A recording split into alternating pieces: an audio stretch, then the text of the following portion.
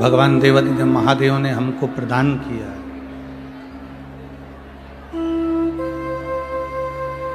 ये कोई साधारण सा शरीर नहीं है।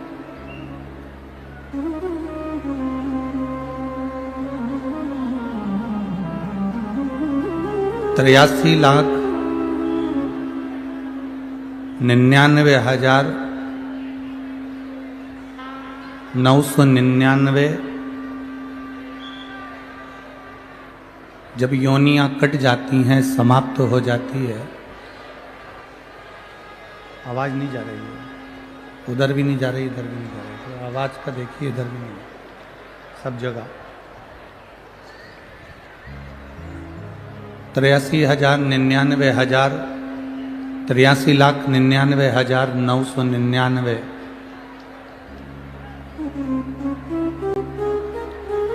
जब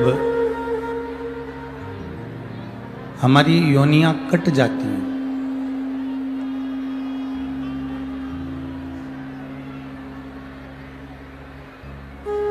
हमारी योनियां जब समाप्त हो जाती हैं, तब जाकर 84 लाख में नंबर की जो योनि है,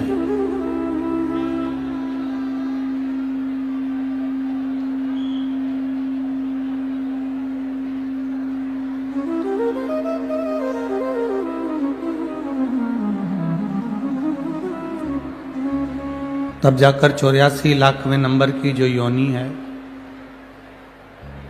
वो मानव की देह है, मनुष्य का शरीर है। अब इतनी योनियां काटने के बाद जो मानव का शरीर मिला है, मानव की देह मिली है,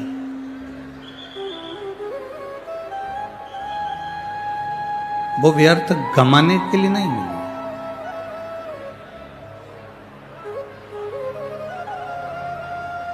ये मानव की जो शरीर मिला, 83,99,999 योनियां काटने के बाद जो मानव का शरीर मिला, वो व्यर्थ गंवाने का नहीं।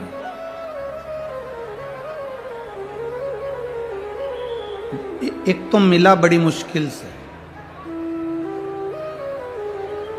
अथक प्रयास करा गया, तब जाकर ये शरीर मिला। और वो शरीर ऐसे ही चला जाए, माटी में मिल जाए, तो कोई मतलब का नहीं।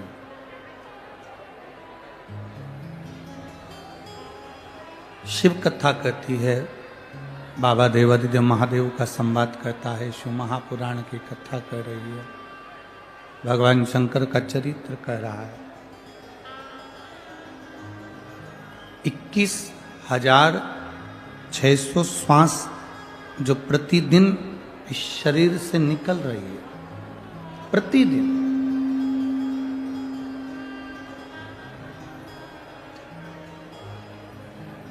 उस 21,600 श्वास जो प्रतिदिन शरीर से निकल रही है, प्रतिदिन शरीर से आना जाना कर रही है, उस 21,600 श्वास में से कुछ श्वास से 21,600 श्वास में से कुछ श्वास ऐसी होना चाहिए जो भगवत भजन की हो।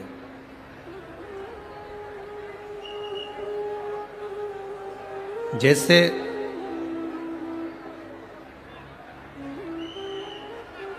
घर में जो बुजुर्ग माँ होती है, घर में जो बूढ़ी माँ होती है, जो सास होती है, कुछ रकम, कुछ जेवर वो बनाती है, तो ऐसे बनाती है कि वो बात तक काम आ जाए।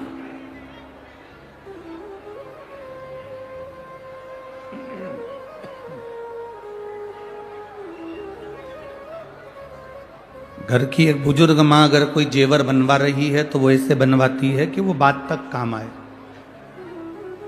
आखिरी तक वो जेवर जो उसने बनवाए हैं अपनी बहू को, अपने पोता बहू को वो चढ़ा सके, वो काम में आ जाए। बचपन, जवानी, अधेड़ी, बुढ़ापा,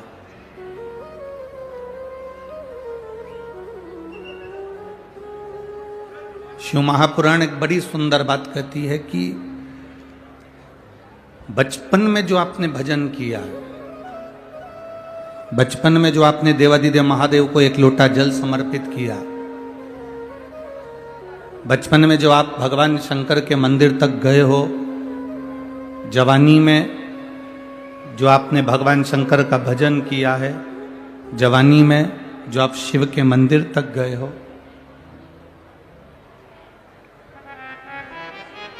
जैसे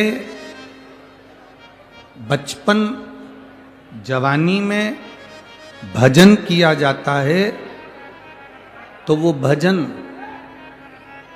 बचपन जवानी में एक लोटा जल अगर शिव जी को समर्पित किया जाता है तो वो एक लोटा जल बचपन जवानी में जो तुमने भगवत नाम का कीर्तन करा, राम नाम, कृष्ण नाम, शिव नाम, विठ्ठल, पांडुरंगा, हरि विठ्ठल, जो तुमने भजा है, भगवान का जो भजन किया, वो तुम्हारा भजन कभी भी बूढ़ा नहीं होता। तुमने जो बचपन और जवानी में जो भजन किया, वो भजन तुम्हारा कभी बूढ़ा नहीं होता।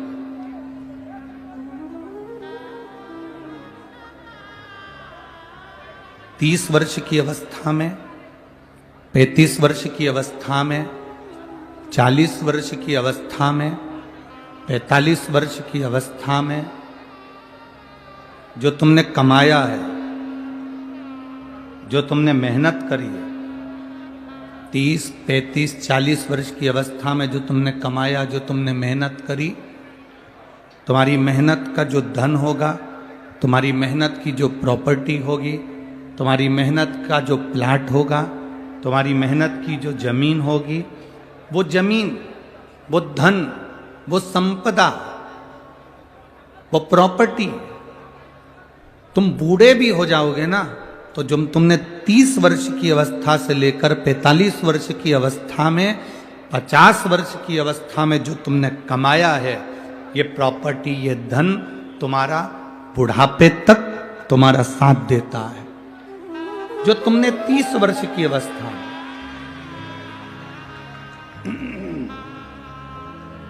जो तुमने 30 वर्ष की अवस्था में, 35 वर्ष की अवस्था में, 40 वर्ष की अवस्था में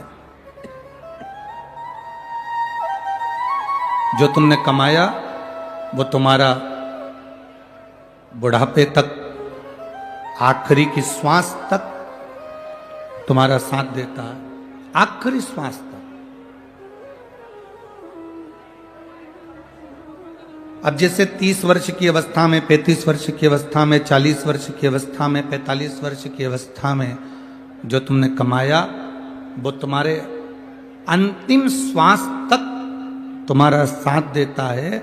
उसी तरह जो तुमने 15 वर्ष की अवस्था में, 7 वर्ष की अवस्था में, 9 वर्ष की अवस्था में, 8 वर्ष की अवस्था में, 6 वर्ष की अवस्था में, 5 वर्ष की अवस्था में, 40 वर्ष की अवस्था में, 30 वर्ष की अवस्था में, 25 वर्ष की अवस्था में जो तुमने अपने बाल्य अवस्था से लेकर जवानी की अवस्था तक जो तुमने भगवान का भजन किया, जो तुमने स्मरण किया, जो तुमने दान किया, जो तुमने राम नाम, कृष्ण नाम का जाप किया, जो तुमने एक लोटा जल देवादिदेव महादेव को समर्पित किया, जैसे जवानी में कमाया गया धन बुढ़ापे तक काम देता है, जवानी में खरीदी गई प्रॉपर्टी मरते दम तक, आखिरी तक काम दे जाती है, उसी तरह जवानी में किया गया भजन, बचपन में किया गया भजन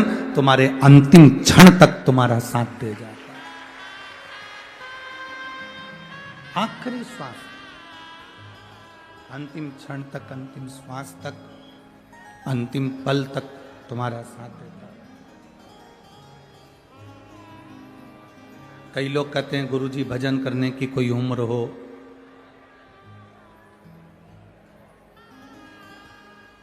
भजन करने की कोई उम्र होती है?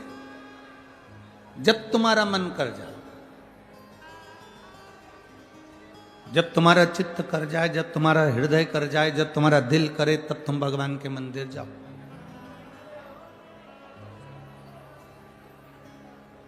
कई माताएं कहती हैं मैं रोज सवेरे 10 बजे भगवान शंकर, आवाज पकड़ रहा है।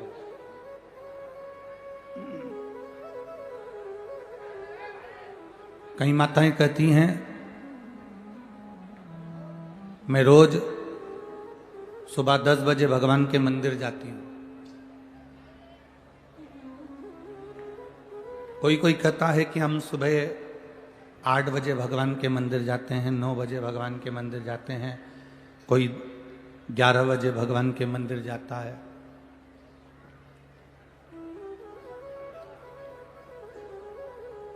और कई माताएं कहती हैं हम 10 बजे नहीं जा पाए तो फिर हम मंदिर नहीं जा पाते। शिव महापुराण की कथा में एक बड़ी सुंदर बात लिखी है, अगर आपने स्मरण करा हो, उमा खंड को अगर पढ़ा हो तो पार्वती खंड में, उमा खंड में एक बात आती है, बड़ी सुंदर आती है।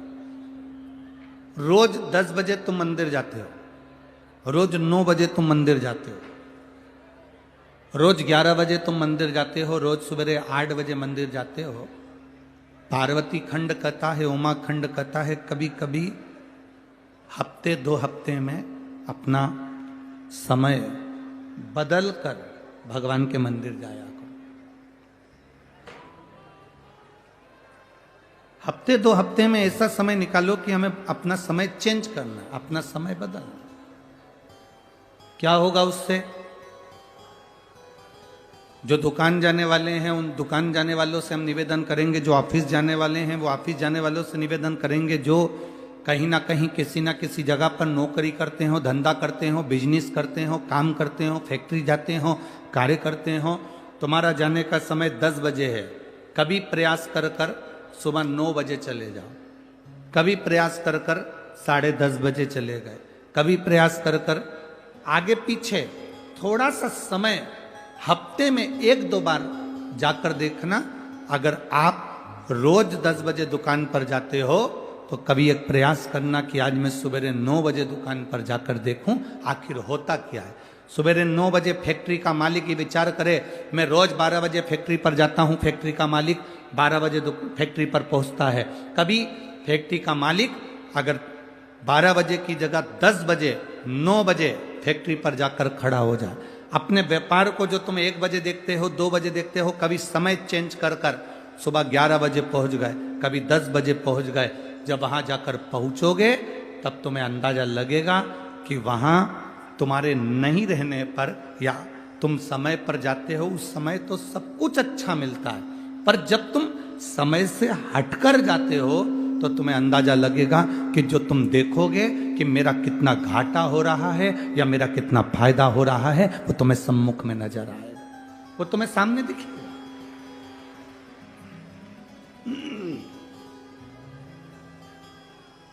वो तुम्हारे सामने नजर आने लगेगा। शिव कथा कहती है, भगवान शंकर का संवाद कर रहा है, शिव महापुराण की कथा कर रही।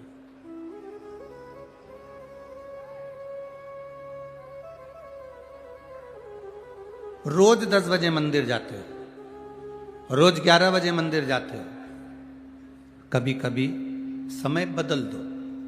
हफ्ते में, 2 हफ्ते में, 15 दिन में, महीने भर में समय चेंज कर दो। क्यों? तो तुम्हें महसूस होगा, तुम्हें लगेगा कि आज मैंने समय बदला, समय चेंज करा, समय थोड़ा बदला है, तो मैं जल्दी महादेव के पास अगर पहुंच गई हूं या मैं कुछ देरी से देवाधिदेव महादेव के पास पहुंच गई हूं तो तुम्हें महसूस होगा कि कहीं ना कहीं महादेव की कृपा तुम पर बरसी जरूर है।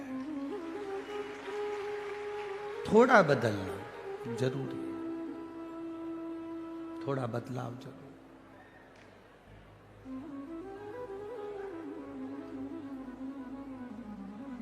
जाओ शिव के मंदिर, रोज जाओ, भगवान के दरवाजे पर रोज पहुंचो,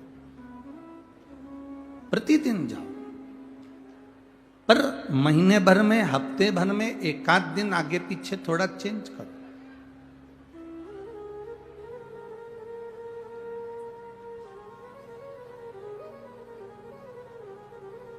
रोज देवादिदेव महादेव को जल चढ़ाते हो, प्रतिदिन भगवान शंकर को जल चढ़ाने के लिए जाते हो, कभी कभी थोड़ा सा बदलाव कर कर देखिए, थोड़ा सा बदलाव। एक दिन महादेव को जल चढ़ाने के लिए गए, हो सकता है कभी कभी तुम्हारे साथ भी होता हो कि आज लोटा भूल गए, जल भूल गए या कोई बेलपत्र भूल गए, तो फिर करना क्या? आज अगर हम पात्र लेकर नहीं आए, जल लेकर नहीं आए, लोटा लेकर नहीं आए, मंदिर में नहीं पहुंचे हैं या कोई सामग्री लेकर नहीं आए हैं, तो उस समय पर, उस जगह पर फिर आप प्रयास करना कि जो मंदिर में सेवा मिल जाए, कोई सफाई करने का मौका मिल जाए, झाड़ू लगाने का मौका मिल जाए, बुआरी काटने का मौका मिल जाए, कुछ रंगोली डालने का मौका मिल जाए, तो उसको करने का प्रयास करिए, फिर उसको करें, उसका फल आपको मिलेगा। अरे मैंने तेरे ही भरोसे बाबा, तेरे ही भरोसे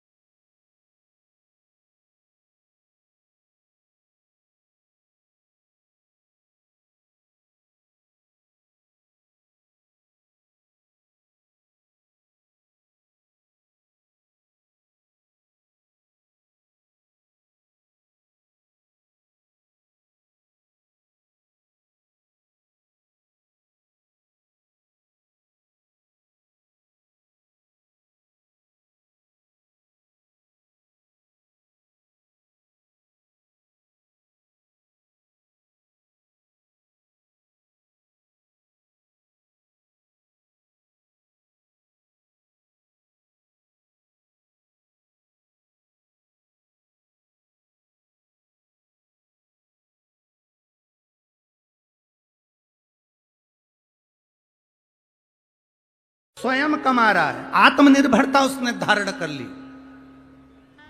आज के जमाने में मकान बनाना कठिन नहीं है, आज के जमाने में गाड़ी लाना कठिन नहीं है, आज के जमाने में सेठ बनना, अमीर बनना कठिन नहीं है। पहले कुछ लोग होते थे जिनके पास में 1-2 लाख रुपए होते थे, लोग उनको लखपति कहते थे, लोग उनको करोड़पति कहते थे। आज इतने पंडाल में जितने बैठे हो ना, जितने इस पंडाल में बैठे हो, मेरे महादेव पर भरोसा रख कर कहता हूं कि आप में से कोई कंगाल नहीं, सब लखपति हो। किसी के पास में 1 लाख होगा, किसी के पास में 50,000 से ऊपर होगा। लखपति बनने का आज के जमाने में पैसा कमाना कठिन नहीं है, अमीर बनना कठिन नहीं है, बंगला बनाना कठिन नहीं है, दुकान बनाना कठिन नहीं है, कमाई करना कठिन नहीं है। आज के जमाने में गाड़ी लाना कठिन नहीं है, दुकान बनाना कठिन नहीं है, पर आज के जमाने में दुनिया की सबसे कठिन चीज एक है, अपने बच्चों को संस्कारित बनाना।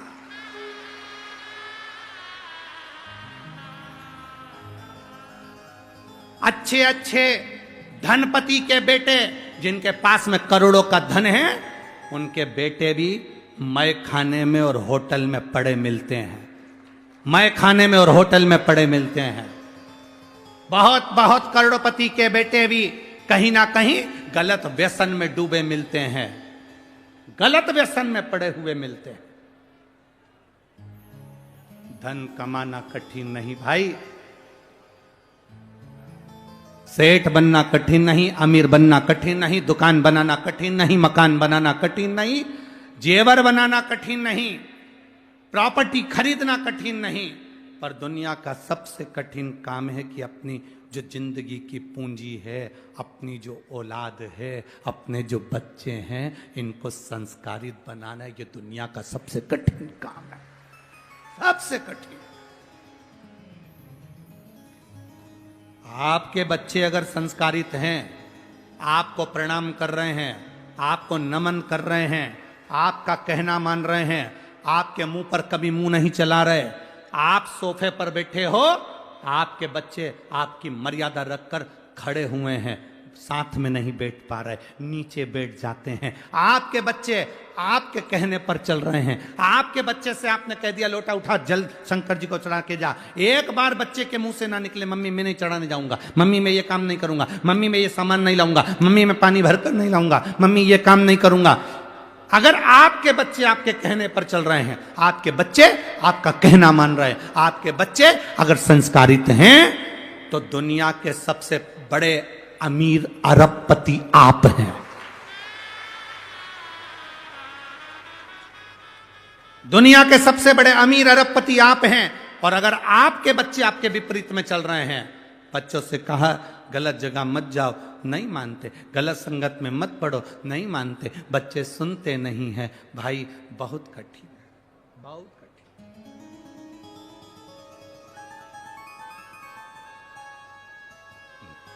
आज इस राष्ट्र को, आज इस भारत की भूमि को आप कुछ दें ना दें, पर इतना निवेदन जरूर है कि अपने बच्चों को संस्कार दें। अगर बेटा बेटी संस्कारित होंगे तो ये राष्ट्र, मेरा भारत, सनातन धर्म फिर मजबूत हो जाएगा। घटेगा, ये घटेगा नहीं। इस राष्ट्र को मजबूत करने के लिए हमें अपना संस्कार देना जरूरी है, अपने बच्चों को संस्कारित बनाना जरूरी है, अपने बच्चों को श्रेष्ठ मार्ग बताना जरूरी है, अपने बच्चों को नेक पथ तक पहुंचाना जरूरी है। हम क्या दे रहे हैं बच्चों को?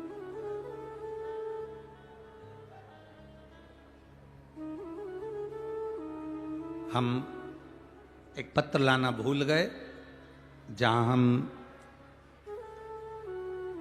चेतन जी मंडोरा जी के यहाँ हम रुके हुए हैं।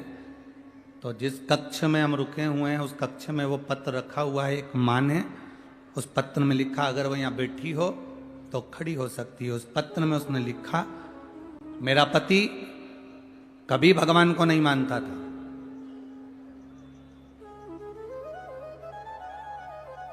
मेरा पति कभी भगवान को नहीं मानता था, हम मंदिर जाते थे तो मना करता था। अब इतना वो नशा करता था, इतना खाने पीने में लगा रहता था कि पूरा घर बर्बाद हो रहा था। तब क्या करा जाए, तब क्या करा जाए? अब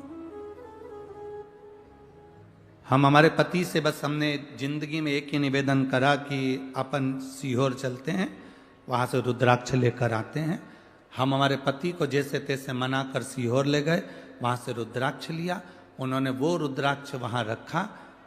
हमने कंकर शंकर की पूजन करी, हमारे पति ने वो रुद्राक्ष की पूजन करी, और वही रुद्राक्ष मेरे पति ने गले में धारण कर लिया। गुरुजी, आज 2.5 साल हो गए, मेरे पति ने न मदिरा को हाथ लगाया न मांस को हाथ लगाया।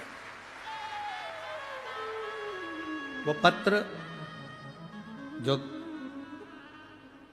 हम मंडोरा जी के यहाँ रुके हैं, चेतन जी मंडोरा जी के यहाँ, वहां रखा है।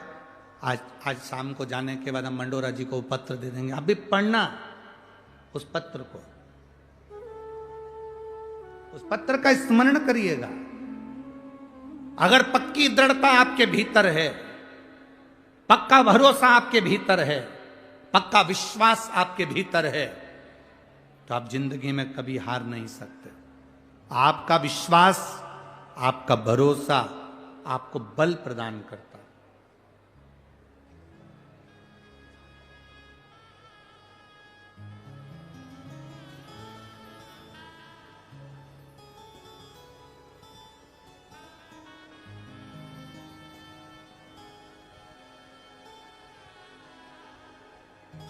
ये दादा बाबू भूसे जी ने जो कथा मालेगांव में कराई थी, वो कथा,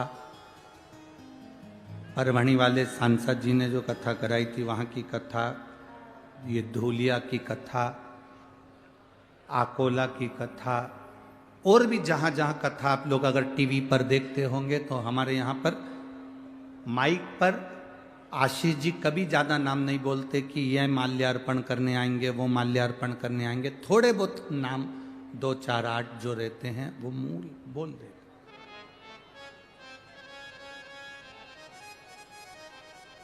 एक माला, एक प्रणाम और एक प्रशंसा। आप भी बोलो, कितनी चीज है? 3। पहली, जम के बोलो जरा, माला। दूसरा, प्रणाम, प्रणाम करना, नमन करना। और तीसरा, प्रशंसा।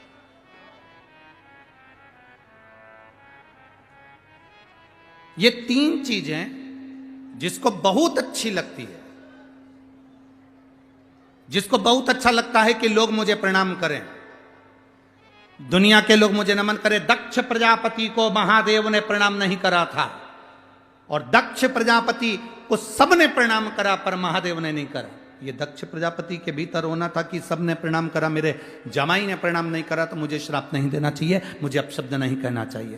पर जिसको प्रणाम करवाने का शौक होता है, वो एक न एक दिन बर्बादी के कतार पर आकर खड़ा हो जाता है, बर्बादी की कतार पर आकर खड़ा हो जाता है। दूसरे नंबर पर माला ज्यादा ना पहने, ये अहंकार उत्पन्न कर देती है। इसलिए कोई माला देता भी है तो उस माला को आपको समर्पित है, ये माला अहंकार उत्पन्न कर देती है। तीसरे नंबर पर अधिक प्रशंसा, किसी व्यक्ति की बहुत प्रशंसा करो, वो अभिमान उत्पन्न कर देती।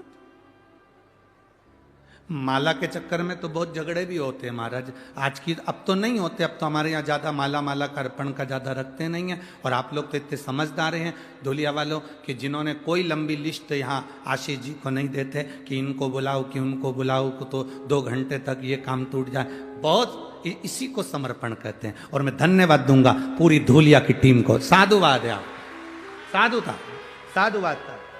नहीं तो महाराज के चक्कर में तो बहुत बहुत बहुत लफड़े होते हैं। बहुत हमारी 20-22 साल पहले कथा थी नर्मदा जी के तट पर कजलास के पास में।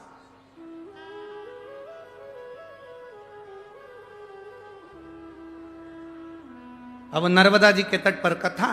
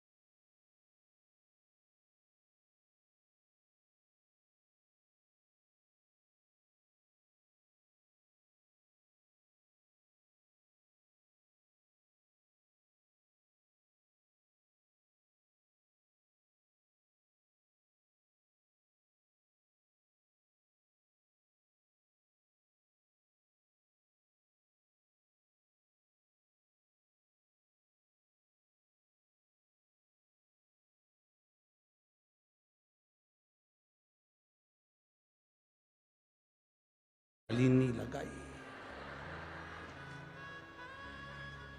नहीं तो ताप्ती में छोड़ी आते ले जा। अब माला, प्रणाम और प्रशंसा, इन तीन से बच लो। इन तीन से जितना बच सकते हो बचो। जितना बचोगे उतना सुख पाओगे। जितना बचो। और माला से अगर प्रेम करना है तो फूल की माला से प्रेम मत करो। अगर माला से प्रेम करना है तो रुद्राक्ष और तुलसी की माला से प्रेम करो। जिसने रुद्राक्ष और तुलसी की माला से स्नेह कर लिया, जिसने रुद्राक्ष और तुलसी की माला को अपने हृदय में धारण कर लिया, वो जिंदगी में परमात्मा को अपने करीब में लेकर आए। फूल की माला अहंकार को करीब में लाती है और तुलसी और रुद्राक्ष की माला मेरे परमात्मा को आपके करीब में लेकर आ जाती है। वो माला इस चित्त वृत्ति को परमात्मा में जिसने लगाया उसकी जिंदगी सार्थक हुई। कल कथा चल रही थी कथा में अपन श्रवण कर रहे थे, लक्ष्मी जी का मन भगवान नारायण की बात में नहीं आया। लक्ष्मी जी का मन जो अश्वमेध यज्ञ का अश्व कुछ देर के लिए जो बैकुंठ में आया था, स्वर्ग में आया था, उस अश्वमेध यज्ञ के अश्व को लक्ष्मी जी देख रही थी। उस अश्वमेध यज्ञ के अश्व को लक्ष्मी जी देख रही। भगवान नारायण के नेत्र खुले और नेत्र खुलते से भगवान नारायण ने देखा कि लक्ष्मी जी का ध्यान मेरे प्रश्न पर नहीं है, लक्ष्मी जी का ध्यान मेरे संवाद पर, मेरे बोलने पर नहीं है। लक्ष्मी जी का ध्यान तो एक घोड़े पर बना हुआ है, अश्व पर बना हुआ है। लक्ष्मी जी का ध्यान तो एक अश्व पर, एक घोड़े पर है। आप कथा में बैठे हो,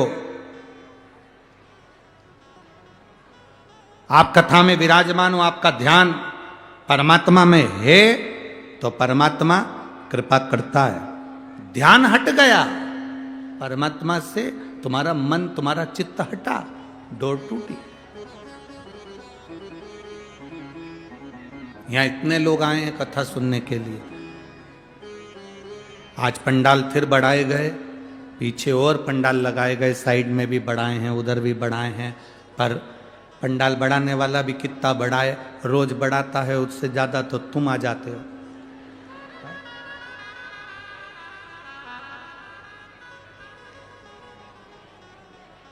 वो तो महाराष्ट्र की पुलिस प्रशासन को, यहाँ के collector, SP, SSP, DSP, SDM, TI सभी को, और जो पुलिस बल लगा हुआ है उसको बहुत बहुत धन्यवाद देते हैं, जो उन्होंने पूरी रोड को संभाल रखा है। बाहर और अंदर हर जगह पर आप लोग संभाले हुए हैं, उसके लिए बहुत बहुत साधुवाद है यहाँ के प्रशासन। नहीं तो हाईवे थोड़ी देर में अगर इतने लोग जाए आए तो वो जाम हो जाए, परंतु उन्होंने सुचारू रूप से वो चल रहा है। इसके लिए पुलिस प्रशासन को बहुत बहुत साधुवाद, बहुत बहुत धन्यवाद। बाबा की कृपा है आप लोगों पर। मन को लगाना है शिव में। लक्ष्मी जी ने अपने मन को नहीं लगाया भगवान नारायण की बातों में। जिसने श्रेष्ठता से, मन से, हृदय से, चित्त से शिव महापुराण की कथा को अपने अंदर उतार लिया, उसकी जिंदगी सार्थक हो गई। जो उतारने के बाद भी अपने जीवन को दोहरी जिंदगी में जीता है, वो फिर नष्ट हो गया। दोहरी जिंदगी किसको कहते हैं थोड़ा समझिएगा। आप देवादिदेव महादेव को जल चढ़ा रहे हो, आपका चढ़ाया गया जल आपको अच्छा लग रहा है और दूसरा अगर जल चढ़ा रहा है तो उससे आप नफरत कर रहे हो, वो श्रेष्ठता नहीं। इसको दोहरी जिंदगी कहते हैं,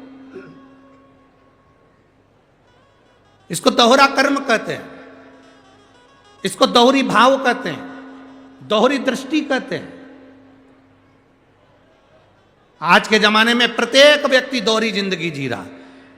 अपना बेटा अगर अच्छे नंबर से पास हो गया और पड़ोसी के बेटे के 2 नंबर, 5 नंबर, 10 नंबर ज्यादा आ गए, तो अपना बेटा पास हुआ तो पड़ोसी का बेटा अच्छे नंबर से पास हो गया, तो दोहरी जिंदगी में फिर कह दिया उसकी तो वहां पर पहचान होगी,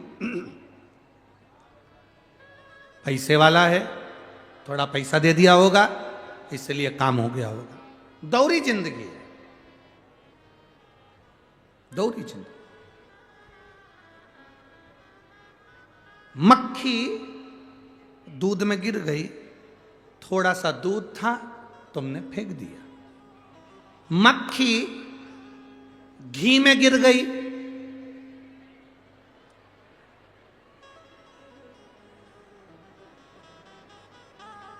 धुलिया वालों 5 किलो घी में मक्खी गिर जाए, फेंक दोगे? नहीं, मक्खी को फेंक दोगे, पर घी को है ना दोहरी जिंदगी। दूध में गिरी, दूध फेंक दिया, पानी में गिरा, पानी फेंक दिया, खीर में गिरी, खीर फेंक दी, रबड़ी में गिरी, रबड़ी फेंक दी, हलवे में गिरी, हलवा फेंक दिया, घी में गिर गई, घी नहीं। दोहरी जिंदगी, हमारा पूरा जीवन दोहरी जिंदगी में चलता है। दोहरी जिंदगी, दामाद अच्छा मिल जाए, मेरी बेटी को साथ लेके चलता है। इतना दामाद अच्छा मिल जाए तो पूरे मोहल्ले में किया है, पूरे धूलिया में, कॉलोनी में, सोसाइटी में, मेरा दामाद इतना अच्छा, मेरी बेटी को तो पलक पावड़े पे रखता है, इतना बढ़िया रखता है, इतना अच्छा नेचर मेरे दामाद का, मेरी बेटी के देना वैसा करता है। मेरा दामाद जैसा दुनिया में किसी का दामाद नहीं होगा, मेरी बेटी के पेट का पानी नहीं हिलने दे, ऐसा दामाद साथ लेकर जाए, मिलाने लाए, मिलाने कर ले जाए, हर हफ्ते 2 हफ्ते में फोन लगाए, हफ्ते 2 हफ्ते में मुझे मिलाने लेकर आए। मेरे दामाद जैसा दामाद नहीं हो सकता। अब जैसा तुम्हारा दामाद कर रहा है, वैसा कि वैसा ही तुम्हारा बेटा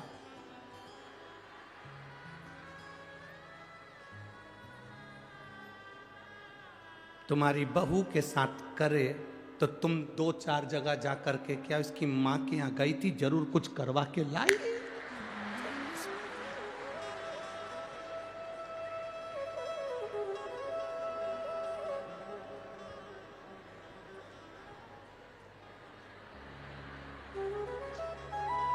सही है कि गलत है ना दोहरी जिंदगी? दामाद करे तो बहुत बढ़िया, दामाद बेटी को घुमाए तो बहुत बढ़िया, दामाद बेटी को होटल ले जाए तो बहुत बढ़िया, दामाद बेटी को कपड़े दिलाए तो बहुत बढ़िया, दामाद बेटी को रकम दिलाए तो बहुत बढ़िया, दामाद बेटी के साथ में अपने ससुराल आए तो बहुत बढ़िया, और तुम्हारा बेटा तुम्हारी बहू को घुमाए तो बुरा, तुम्हारा बेटा तुम्हारी बहू को रकम दिखाए तो बुरा, तुम्हारा बेटा तुम्हारी बहू को साड़ियां दिलाए तो बुरा, और तुम्हारा बेटा तुम्हारी बहू के घर चले जाए तो बुरा। फिर दे दोहरी जिंदगी क्यों जी रहे हो? ये दोहरी जिंदगी किसके लिए जी रहे? भगवान मेरी बेटी को ऐसा दामाद देना, खूब अच्छे से रखे, तो जैसे तुमने प्रार्थना करी वैसी प्रार्थना तुम्हारी बहू की माँ ने भी करी थी। भगवान मेरी बेटी को ऐसा घर देना, बड़े प्रेम से रखे। अब तुम्हें बुरा क्यों लगता है? फिर क्यों कहीं कहीं जाती हो? ए भगवान, मंदिर पहुंच गई, देवालय पहुंच गई, शिवालय पहुंच गई, ना जाने कहां कहां जाकर, ना जाने किस किस से पूछ रही है। हमारी जरूर बहू ने कुछ करवा दिया है, जब से मायके से आया वो 2-4 दिन 8 दिन में मायके पहुंच जाती है, इसको भी ले जाता, साथ में मेरा बेटा उसको कपड़े दिला रहा, सामान दिला रहा, रकम दिला रहा। अरे अगर तुम्हारा बेटा तुमको भी सम्मान दे और तुम्हारी बहू को भी सम्मान दे, तो उसमें प्रसन्न तुम्हें होना चाहिए कि कम से कम मेरे बेटे में मेरे संस्कार आए, मेरे बेटे में मेरे संस्कार है। बहुत ध्यान देना, बेटा अच्छा निकले तो तुम्हें स्वर्ग देगा, बेटी अच्छी निकले तो तुम्हें बैकुंठ देगी, पर बहू अच्छी निकल जाए तो तुम्हें कहीं जाने की जरूरत नहीं है, तुम्हारा घर झोपड़ा भी होगा तो स्वर्ग बना देगी। अगर बहू अच्छी निकल जाए तो तुम्हारा झोपड़ा जैसा मकान भी होगा तो स्वर्ग बना देगी, और अगर बहू अगर गलत निकल जाए तो तेरी 4 मंजिला बिल्डिंग को भी तेरे रहने के लिए नरक बना देगी। आंख में से 24 घंटे आंसू झड़ेगा, 24 घंटा आंसू, 24 घंटा। दोहरी जिंदगी जीना, शिव महापुराण की कथा कभी नहीं कहती कि दोहरी जिंदगी जियो। शिव महापुराण की कथा कहती है आप जो कर रहे हो उसमें श्रेष्ठता आपकी देखिए, आप दूसरे में उसमें गलत ना देखें, दूसरे में भेद ना देखें। बेटी अच्छी रहे ये हर माँ कामना करती है, बेटी सुखी रहे ये हर माँ कामना करती है। उसी तरह आपके घर में भी आपके बेटे की जो बहू आई है, अगर वो सुखी रह रही है तो ये उसमें उसकी माँ की कामना होगी। आप जैसे कामना करते हो वैसे वो भी कामना करती होगी कि मेरी बेटी सुखी रहे। पर अपने को कोई फर्क नहीं पड़ता, खाया बिना रह जाऊं पर बोला बिना। इसलिए जो अच्छा लगे वो बोलो। आपको समझने की जरूरत है, अगर आपका दामाद आपको अच्छा लगता है तो आपकी बहू का जो पति है वो भी किसी का दामाद होगा। इसलिए उसका भी आदर और उसका भी समर्पण बहुत जरूरी है, बहुत जरूरी।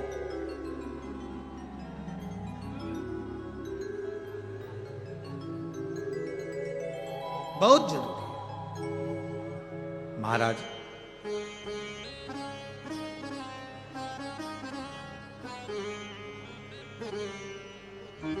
शिव कथा कर रही है, लक्ष्मी जी मन को ना लगा पाए, उनका ध्यान भटका था। अश्व को देख रही थी, घोड़े को देख रही। जब अश्व को देख रही हैं, घोड़े को देख रही हैं, भगवान नारायण ने नेत्र खोलकर देखा तो लक्ष्मी जी क्या, घोड़े पर ध्यान था तो लक्ष्मी जी को देखकर भगवान नारायण को क्रोध आ गया और उन्होंने कह दिया, लक्ष्मी मेरा श्राप है तुझे, अपने पति के साथ बैठने पर भी तू घोड़े पर ध्यान दी है, इसलिए मृत्यु लोक में तू अश्वी बनकर, घोड़ी बनकर तुझे जन्म लेना पड़ेगा, अश्वी बनना पड़ेगा, तुझे घोड़ी बनकर जन्म लेना पड़ेगा, मृत्यु लोक में तुझे जाना पड़ेगा।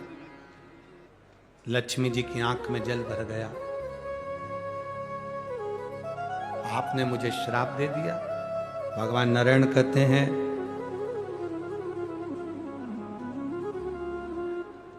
पति के साथ में होने पर, पति जब बोल रहा है, बात कर रहा है, धर्म पत्नी जब बात कर रही है, उसमें तुम्हारा ध्यान भटकना नहीं चाहिए। शिव महापुराण एक बड़ी सुंदर बात कहती है, जब तुम्हारे घर में कोई अतिथि आए, तुम्हारे घर में कोई मेहमान आए, तुम टीवी पर, मोबाइल पर कथा सुन रहे हो तो टीवी मोबाइल चलने दो। यदि तुम्हारे घर में कोई अतिथि आए, मेहमान आए और तुम टीवी पर, मोबाइल पर कोई एडवर्टाइज देख रहे हो, कोई सीरियल देख रहे हो, कोई नाटक देख रहे हो, कोई न्यूज़ सुन रहे हो, तो भले टीवी बंद कर दो और अतिथि का आदर करो, सम्मान करो। हम गलती क्या करते हैं, अतिथि आता है, टीवी चलती रहती है और आप उस टीवी में अपना मन लगा कर रखते हो और अतिथि का आदर नहीं कर पाते, सम्मान नहीं कर पाते। उस समय पर तुम्हारा ध्यान उस अतिथि में होना चाहिए। लक्ष्मी तुमने गलती करी, जब पति के साथ बैठी हो, पति के साथ रह रही हो, पति के साथ बात कर रही हो और तुम्हारा ध्यान इस अश्व में चले गया, इस घोड़े में चले गया, मैं तुम्हें श्राप देता हूं, पृथ्वी पर तुम्हें अश्वी बनकर जन्म लेना पड़ेगा, घोड़ी बनकर जन्म लेना पड़ेगा। लक्ष्मी जी हाथ जोड़कर पति के चरणों में नमन करने लगी, आप मुझे क्षमा करो। नारायण कहते हैं तुम्हें जाना पड़ेगा और आज का दिन तुम मृत्यु लोक में जाओगी, पर कल तुम्हें अश्वी बनकर जन्म लेना ही है। लक्ष्मी जी उसी समय पर बैकुंठ से, स्वर्ग से पृथ्वी पर आ गई। जब पृथ्वी पर लक्ष्मी जी आई, लक्ष्मी जी ने देखा, जैसी पृथ्वी पर आकर लक्ष्मी जी देख रही कि बहुत घोर अंधेरा है, भयंकर अंधेरा।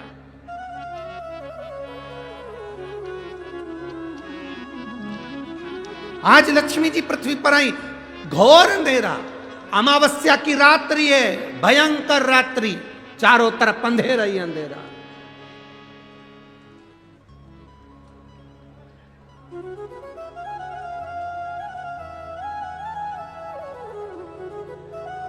लक्ष्मी जी पृथ्वी पर आते से मृत्यु लोक में जब भ्रमण करने लगी, और भ्रमण करते करते लक्ष्मी जी ने विचार करा मैं कहां जाऊं, एक रात्रि की बात है, आज मैं इस अंधेरे में कहां जाऊंगी, रात्रि का समय था। लक्ष्मी जी भ्रमण करती हुई चारों तरफ देख रही थी, सबके दरवाजे बंद थे, सबकी खिड़कियां बंद थी, सबका द्वार बंद था, कहीं लक्ष्मी जी को जाने की जगह नहीं मिली। एक दरवाजा खुला था और वहां पर एक मिट्टी का दिया जिसमें से प्रकाश टिमटिमा रहा था, लक्ष्मी जी उस घर के अंदर प्रवेश करी। एक बूढ़ी माँ बैठी कपड़े को सिल रही थी। बूढ़ी माँ वस्त्र बना रही थी।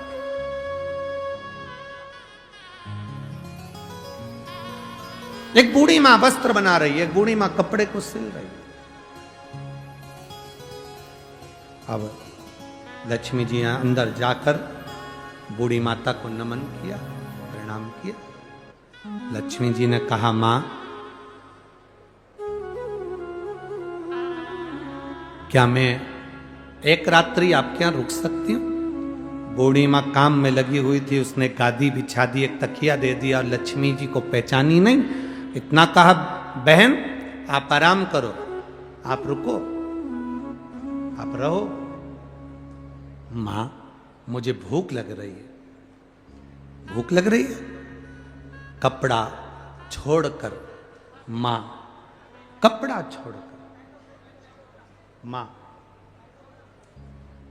कपड़े को छोड़कर मां उस माता लक्ष्मी को पहचानी नहीं, पर एक स्त्री के लिए भोजन ढूंढने के लिए गई। पर घर इतना साधारण सा था, बड़ी गरीब परिस्थिति का था। भोजन जितना बनाया था वो समाप्त हो चुका था।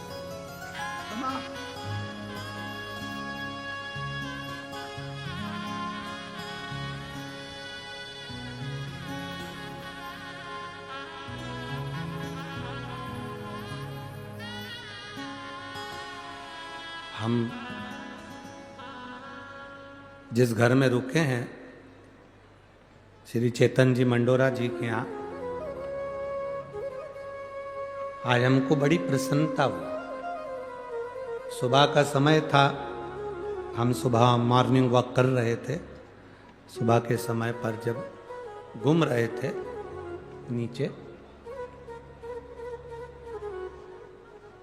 बाहर तो हम मॉर्निंग वॉक करने जाते नहीं है, क्योंकि जाते हैं तो लोग गाड़ी में बिठा के वापस घर छोड़ जाते हैं।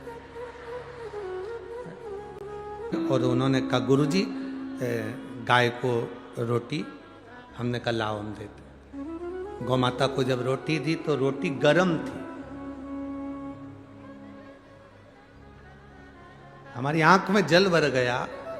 लोग इतनी सुबह 5:30 बजे, 5:30 पौने 6 बजे इतनी सुबह लोग गाय को रोटी अगर देते हैं तो दूसरे दिन की कल की बची हुई बासी देते हैं। पर धन्य है ऐसी माँ जो गाय के लिए रोटी लेकर आई थी तो ताजी। धन्य है, साधु था आपको, बहुत बहुत साधु था, उसके लिए धन्यवाद आपको। ताजी रोटी गौ माता को दी। हम मन में सोचे कि यही भाव, ये संस्कार बच्चों में होना चाहिए, ये भाव होना चाहिए। कुछ अच्छा लगता है आपके नगर में, आपके गांव में, आपके क्षेत्र में, तो हम कहने में पीछे नहीं हटते, और जो बुरा लगता है उसको अगली कथा में कह देते, यहीं की यहीं नहीं कहते।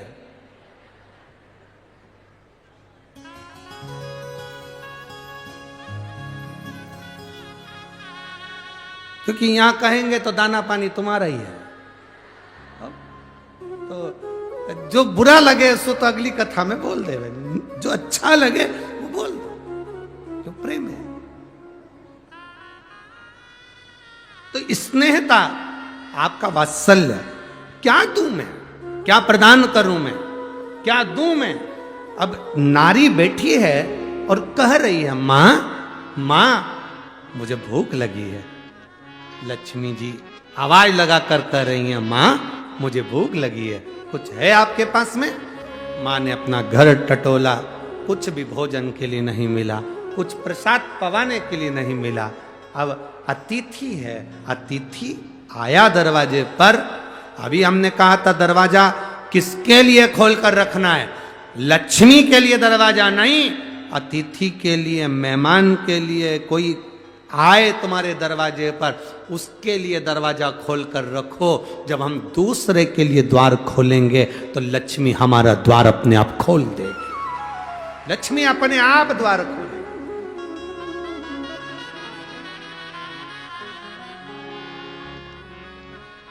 मां भूख लगी है मुझे। इतने में बूढ़ी मां ने कपड़ा फेंका, वस्त्र बनाने वाला कपड़ा बूढ़ी मां ने जमीन पर डाला और कहती है रुक जा बेटा, मैं अभी अंदर से आती हूं। भोजन देखती हूं। भोजन देखा, डब्बे में भोजन नहीं था, कुछ सामग्री नहीं थी। भोजन होता, कुछ सामान होता तो बना देती, पर ये तो रोज कपड़ा सिलती है, कपड़ा बनाती है, बेचती है, धन आता है, कपड़ा बेचकर जो पैसा मिलता है उसको आनंद में धारण कर लेती है।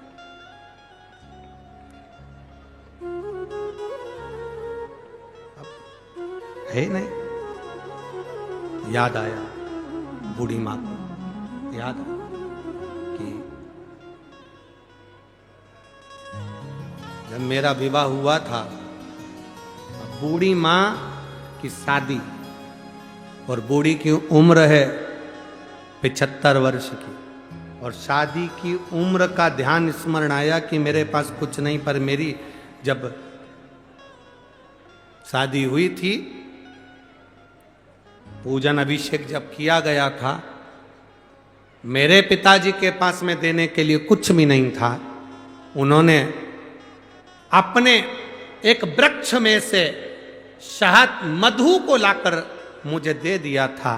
वो मधु का डब्बा मेरे पास में रखा हुआ, शहद का डब्बा मेरे पास रखा हुआ, शहद का मधु का डब्बा मेरे पास। वो शहद का डब्बा मेरे पास में है, वो मधु का डब्बा मेरे पास है। मधु अब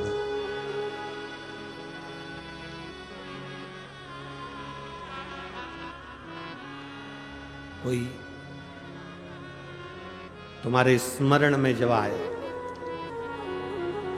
तुम्हारी चित्त वृत्ति में, तुम्हारे स्मरण में जब कुछ आए, तो इस बात को उतार कर रखना। महालक्ष्मी शिव महापुराण की इस कथा को अपने अंदर उतार कर रखिए।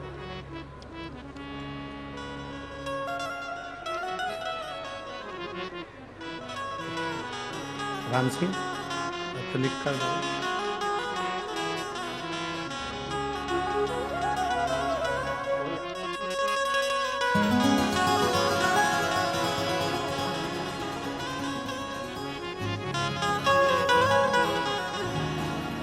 मधु अब 75 वर्ष की मां, 75 वर्ष की बूढ़ी मां, और 75 वर्ष की बूढ़ी मां और उसके विवाह में जो पिता ने शहद दिया था, मधु दिया था, 75 वर्ष की।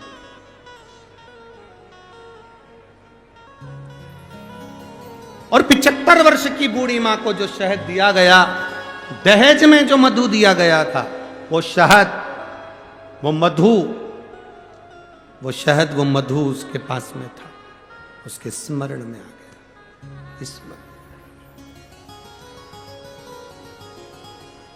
और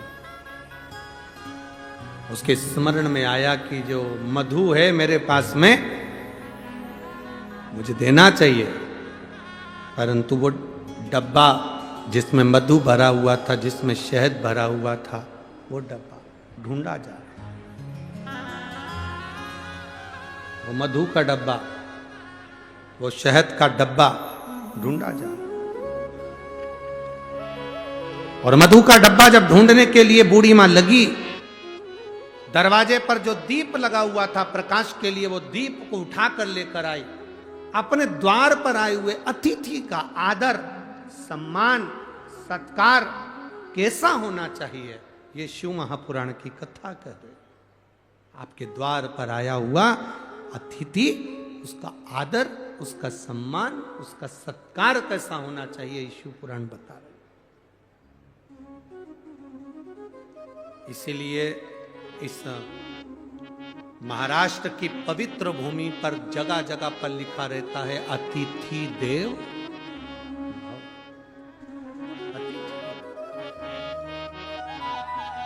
ये महाराष्ट्र की पवित्र भूमि पर जहां तुम जाओ महाराष्ट्र के अंदर जगह जगह पर लिखा मिल जाएगा अतिथि देवो। अतिथि का सम्मान हम करना सीखें, अतिथि का सत्कार हम करना सीखें।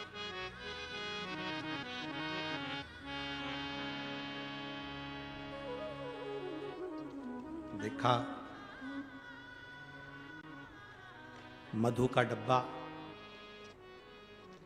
शहद की डब्बी ढूंढ रही, मिला, प्रकाश की रोशनी में देखा गया और प्रकाश की रोशनी में वो डब्बा प्राप्त हुआ। मधु निकाला, शहद निकाला और वो शहद बूढ़ी माँ माता लक्ष्मी जी के पास लेकर गई। बूढ़ी माँ माता लक्ष्मी जी के पास लेकर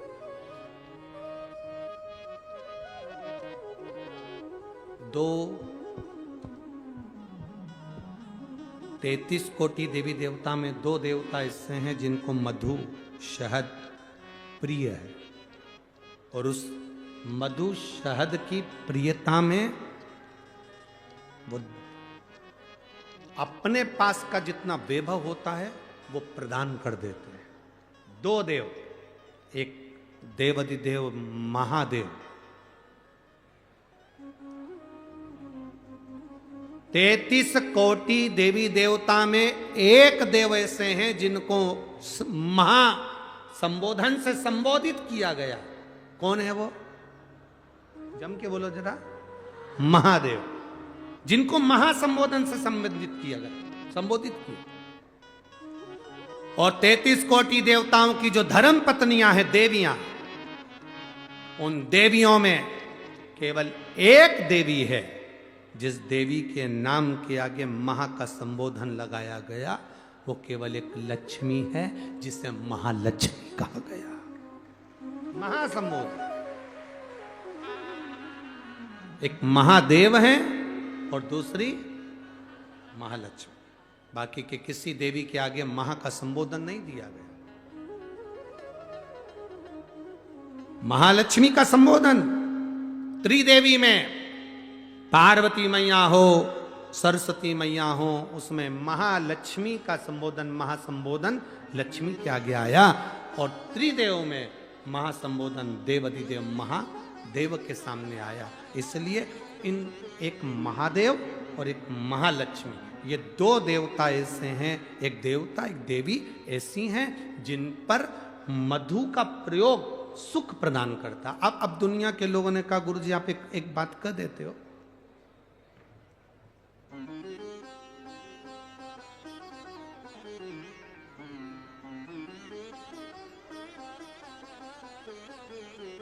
हमारे बीच में माननीय विजय भाऊ चौधरी जी विराजमान हैं, भाजपा प्रदेश महामंत्री महाराष्ट्र शासन, एवं श्री मिथिलेश भाऊ जिलाध्यक्ष भाजपा नंदुरबार, एवं अविनाश भाऊ माली प्रदेश अध्यक्ष भाजपा, एवं मंदार जी चौधरी नंदुरबार से। एक बार जोरदार ताली बजाकर इनका स्वागत वंदन अभिनंदन। आप शिव कथा में पधारे उसके लिए बहुत बहुत साधुवाद। बाबा की कृपा आप सभी पर बनी रहे। शिव कथा कर रही, एक देव महादेव और दूसरे नंबर पर देवी लक्ष्मी महालक्ष्मी, जिन पर मधु का प्रयोग एक हमने पहले कथा में कहा था कि उसका लोगों ने उपहास भी किया, हंसी भी उड़ाई, पर लोगों ने उसका प्रयोग करा तो फल भी पाया। आज भी उस पत्र को, यहाँ पर भी एक पत्र है उसका, हम बताएंगे। हमने कहा था कि बीज पत्ती पर शहद लगाकर जब आप अपनी पूरी मेहनत करें, पूरा कर्म करें और अच्छी मेहनत में तल्लीन रहें, और मेहनत करते हुए जब किसी कार्य के लिए जाएं तो मध्य पत्ती में मधु लगाकर, शहद लगाकर, सुना था कि नहीं सुना था? शहद लगाकर शिवलिंग पर उसको लगाकर फिर जाइए, कार्य में सफलता मिलती है। ये हमने कहा था। अब दुनिया के लोग भले हंसे, पर जिन्होंने स्कंद पुराण पढ़ी हो, कुर्म पुराण पढ़ी हो, लिंग पुराण पढ़ी हो, मत्स्य पुराण पढ़ी हो, और जिसने कभी जिंदगी में एक बार शिव महापुराण का स्मरण करा हो या देवी भागवत का स्मरण करा हो, तो उसमें मधु का, शहद का बड़ा महत्व बताया गया। मधु का, शहद का बड़ा महत्व। शहद, मधु एक देवाधिदेव महादेव को समर्पित करने वाला और एक मां लक्ष्मी को समर्पित करने वाला क्या देता है, ये शिव पुराण की कथा कर रही है। जब बूढ़ी मां के पास में कुछ भी नहीं था, 80 साल, 70, 80, 50, 60 साल पुराना शहद, मधु रखा था। शहद। आप लोगों में से कितने लोग हैं जिनके घर में शहद है, मधु है? रखो। अब मधु आपके घर में है, कोई सामान आपके घर में दाल भर कर रखना, उसमें कीड़े पड़ जाएंगे, सड़ जाएगी। दूध रख दिया, घी रख दिया, 10 साल, 5 साल, 8 साल, 15 साल में उसमें कीड़े पड़ सकते हैं, वो सड़ सकता। पर केवल एक मधु, शहद ऐसा होता है जो 50 साल तक भी रखा रहे तो सड़ता नहीं है, बल्कि औषधि बन जाता है।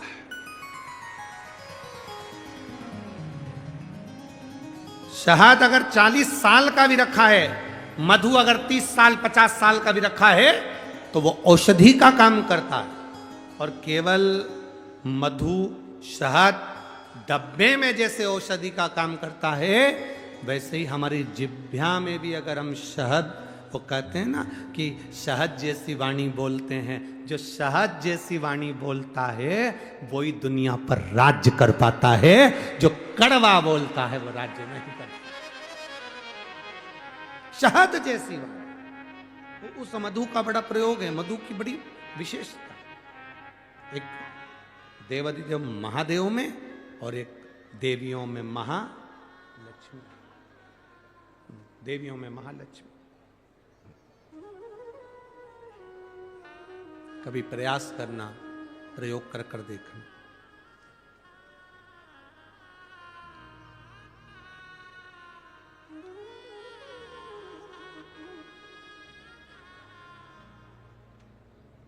कभी प्रयास करना।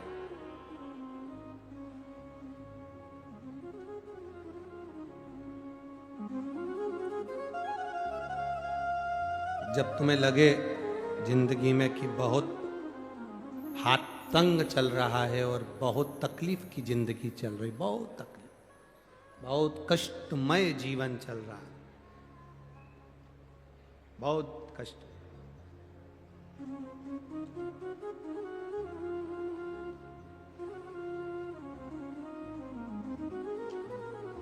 एक देव दीपावली आती है, कभी तुम लोगों ने पढ़ा? पंचांग में, कैलेंडर में उसका वर्णन आता है। पढ़िए देव दीपावली? अरे बोलो तो जम के, पढ़िए।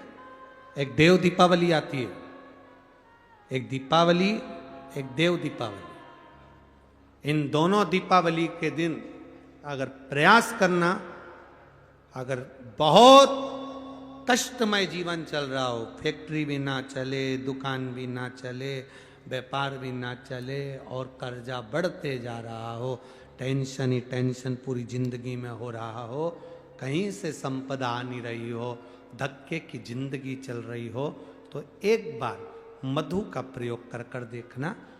महालक्ष्मी की अगर पूजन कर रहे हो देव दीपावली पर या दीपावली पर, तो पान के पत्ते पर एक शहद की बिंदी रखकर लक्ष्मी जी को भोग लगाइए और शंकर जी के मंदिर में उसी दीपावली को या देव दीपावली पर शंकर भगवान के शिवलिंग पर एक पत्ते पर या पुष्प पर एक बूंद शहद लगाकर शिव जी को समर्पित कर कर देखिए।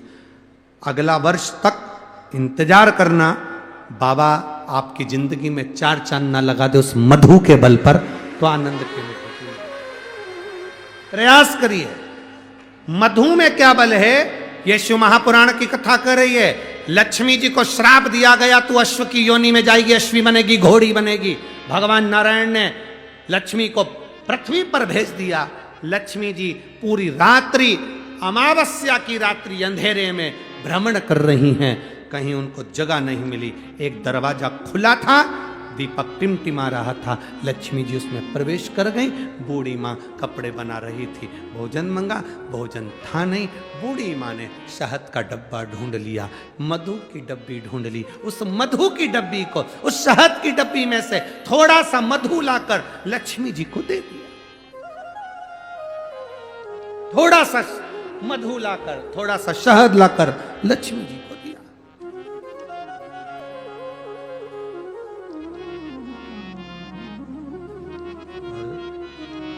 कहां से लाऊं लड्डू, कहां से लाऊं पेड़,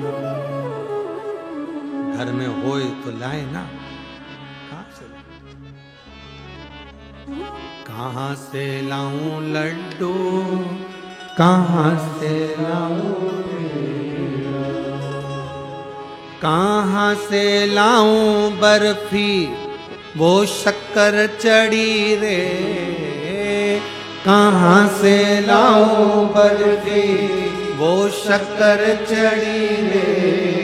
ओ भोले तेरी सेवा हमसे ना बनी रे, ओ भोले तेरी सेवा हमसे ना बनी रे। पूजा की थाली हम लिए खड़े रे, पूजा की थाली हम लिए खड़े रे, ओ पूजा की थाली हम लिए खड़े रे, पूजा की थाली सब गाइए खड़े रे। ओ बाबा तेरी सेवा हमसे ना बनी रे, बाबा तेरी सेवा हमसे ना बनी रे। ओ भोले तेरी सेवा हमसे ना बनी रे, भोले तेरी सेवा हमसे ना बनी रे। हमसे ना बनी, हमसे ना बनी, हमसे न बनी रे, ओ बाबा तेरी सेवा हमसे न बनी रे, ओ बाबा तेरी सेवा हमसे न बनी रे, भोले तेरी सेवा हमसे न बनी रे, ओ भोले तेरी सेवा हमसे न बनी रे, भोले तेरी सेवा हमसे न बनी।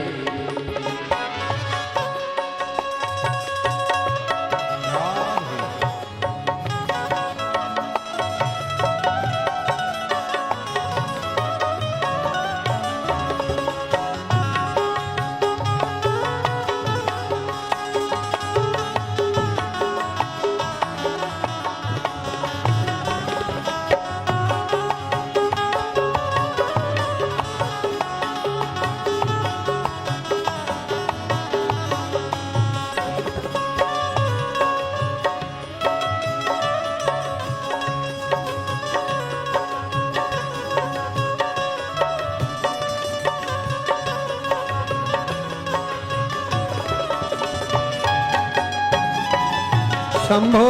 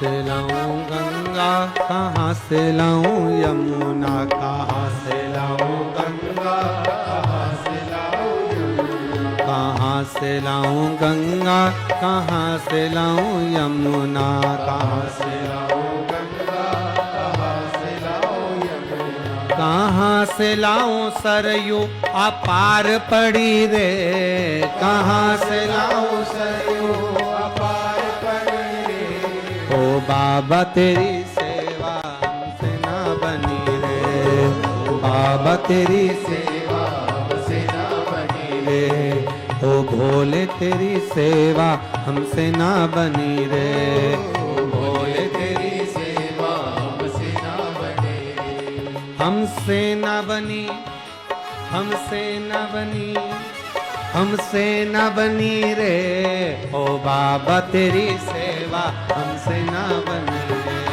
ओ बाबा तेरी सेवा हमसे न बनी रे।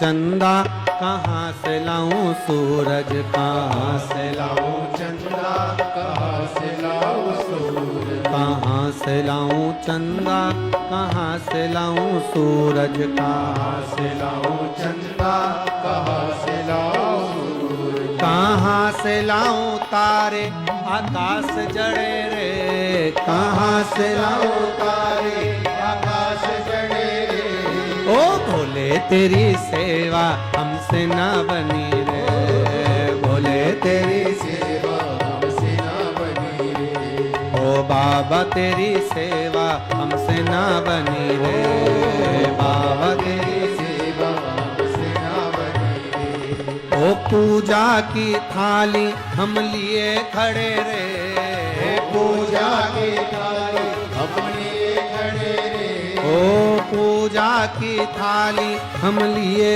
खड़े रे, पूजा की थाली हम लिए खड़े रे, ओ भोले तेरी सेवा हमसे ना बनी रे, भोले तेरी सेवा हमसे ना बनी रे, हमसे ना बनी, हमसे ना बनी, हमसे ना बनी रे, तेरी सेवा हमसे ना बनी रे, भोले तेरी सेवा, ओ भोले तेरी सेवा हमसे ना बनी रे।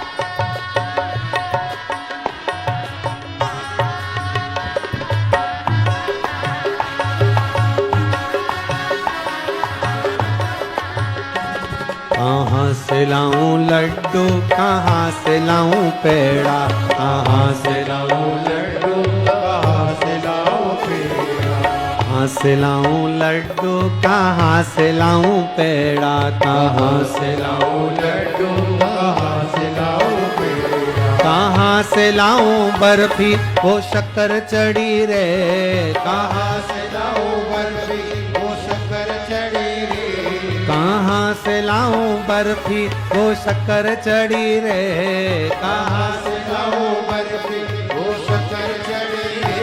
ओ बाबा तेरी सेवा हमसे ना बनी, ओ बाबा तेरी सेवा हमसे ना बनी, ओ भोले तेरी सेवा हमसे ना बनी रे, भोले तेरी सेवा हमसे ना बनी रे, हमसे ना बनी, हमसे न बनी, हमसे न बनी रे, ओ बाबा तेरी सेवा हमसे न बनी रे, ओ बाबा तेरी सेवा हमसे न बनी रे, ओ भोले तेरी सेवा हमसे न बनी रे, भोले तेरी सेवा हमसे न बनी रे, ओ बाबा तेरी सेवा हमसे न बनी रे, बाबा तेरी सेवा हर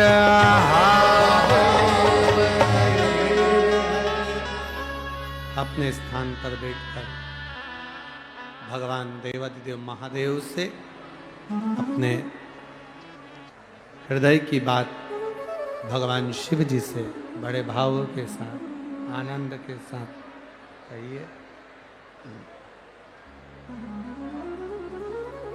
जहाँ जगह मिले वहाँ बैठकर भगवान देवाधिदेव महादेव से अपने हृदय की बात करें।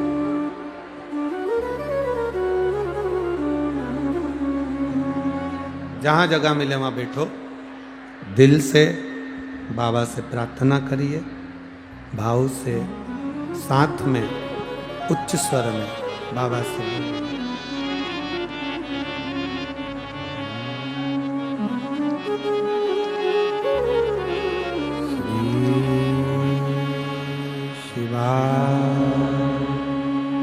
नमस्तु श्री शिवाय नमस्तु श्री शिवाय नमस्तु श्री शिवाय नमस्तु श्री शिवाय नमस्तु भोला सब दुख काटो भारा, ओ भोला सब दुख काटो भारा, शिव शंकर जपो तेरी माला, भोले बाबा जपो तेरी माला, भोला सब दुख काटो भारा, ओ भोला सब दुख काटो भारा, वेश है मंगलकारी, वेश है मंगलकारी, शमशान वासी हमारा, शमशान वासी हमारा, ओ सब दुख काटो भारा, ओ सब दुख काटो भारा। शिव कथा कर रही है, भगवान शंकर का संवाद कर रहा। मधु, शहद, एक शिवजी पर और एक माता लक्ष्मी पर। देवों में देव जो हैं वो महादेव है, और देवियों में जो देवी की रूप है महालक्ष्मी। इन दोनों को शहद का प्रयोग सुख देता है।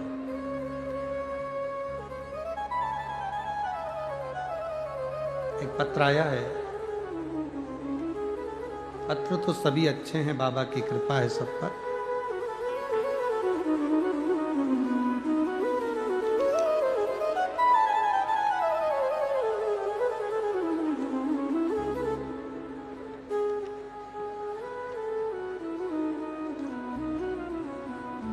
श्रीमती कल्पना बाल्मीक, श्रीमती कल्पना बाल्मीक राजपूत हैं। मैं दहाने गांव से हूं और मैं यहाँ मेहाड़ी उपनगर गांव में रहती हूँ। कहीं बैठी हो तो हाथ हिला सकती हैं, अगर कहीं बैठी हो तो अपने दोनों हाथ हिला सकती हैं। श्रीमती कल्पना बाल्मीक राजपूत, दहाने गांव से हूँ और मैं यहाँ मोहाड़ी उपनगर गांव में रहती हूँ। मेरा मोबाइल नंबर ये है। कहीं बैठी हैं, हाथ हिला दो। हाँ ठीक है, दिख गए हो। एक बार ऐसे वापस हाथ हिलाओ। हाँ वापस हिला दो, ठीक है। बाबा शिवजी पे चढ़ाए गए शहद की बेलपत्र और बाबा की कथा श्रवण करने का फल क्या? गुरुदेव, मेरा बेटा घर पर बैठे बैठे नौकरी की तैयारी करता, पर कहीं नौकरी नहीं लगी। उसको 3 साल हो गए।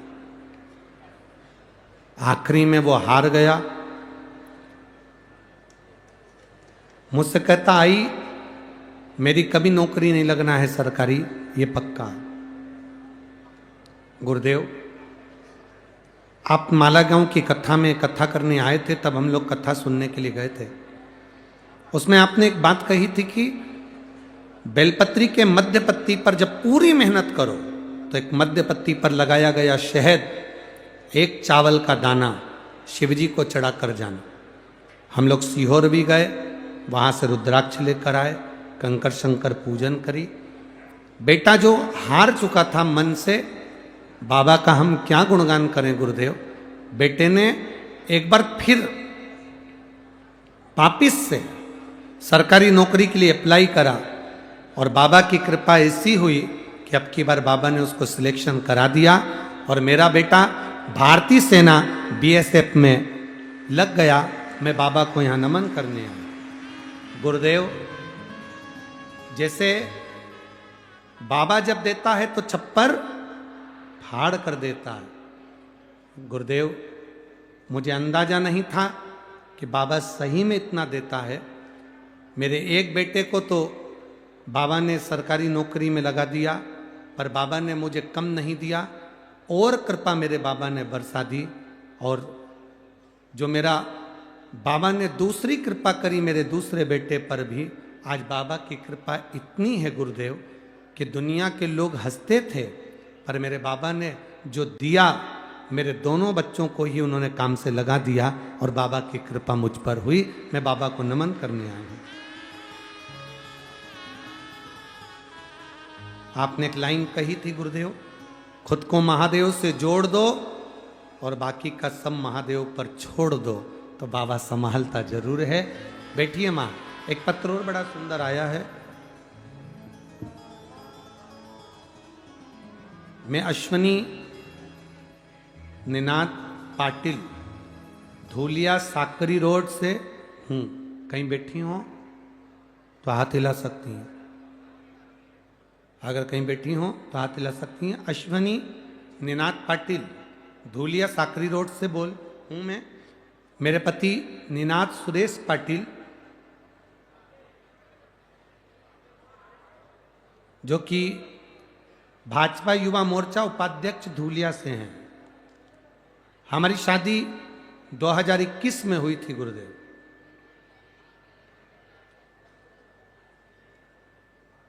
इसमें हमारी शादी को कई साल बीत गए और पेट में गठानें हो गई थी। गठान में से एक गठान जो कि पूरी तरह से फट चुकी थी, वो गठान पूरी की तरह से ब्लास्ट हो चुकी थी, उसका पॉइजन पेट के अंदर फैल गया था। उस गठान को तो निकलवा दिया, पस निकलवा दिया। डॉक्टर के हिसाब से डॉक्टर ने कह दिया था कि मैं कभी मां नहीं बन सकती, क्योंकि आपके पेट में जो गठान का जहर, गला पकड़ रहा है बाबू, गठान का जो जहर है वो पॉइजन बन गया था, जिससे तुम्हारा बच्चा जानी खराब हो चुकी है। आपको कभी संतान का सुख नहीं आएगा। किसी ने हमसे कहा कि सफेद आंकड़े की जड़ का प्रयोग करो। बाबा की कृपा का क्या गुणगान करूं गुरुदेव। हमने सफेद आंकड़े की जड़ का प्रयोग करा और बाबा की कृपा से गर्भ ठहरा और बाबा की कृपा से मेरे यहां संतान की प्राप्ति हुई। बच्चा लाए हो, ले आओ, ले आओ।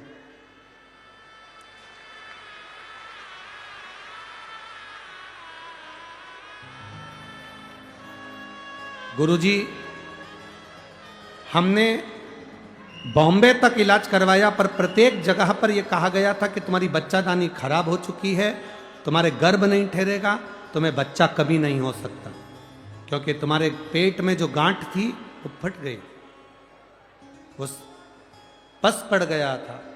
पर बाबा की कृपा तो बाबा की कृपा है गुरुदेव, जो बाबा ने मुझे संतान दी। मैं बाबा को यहाँ नमन करने के लिए आई हूँ। ये शिव कृपा है, उदारता है शंकर। इसको शिव की उदारता कहते हैं, शंकर की करुणा कहते हैं, शंकर की उदारता कहते हैं, शिव की अविरल भक्ति कहते हैं। और तेरी कृपा बिना ना हिले एक भी अणु, लेते हैं श्वास तेरी कृपा से तनु। बखान क्या करूं मैं राखों के ढेर का, चपटी भगोत में खजाना तुमेगा। हे गंगाधार मुक्ति द्वार ओंकार तू, भोले ओंकार तू, आयो शरण तेरा शंभु कार तू।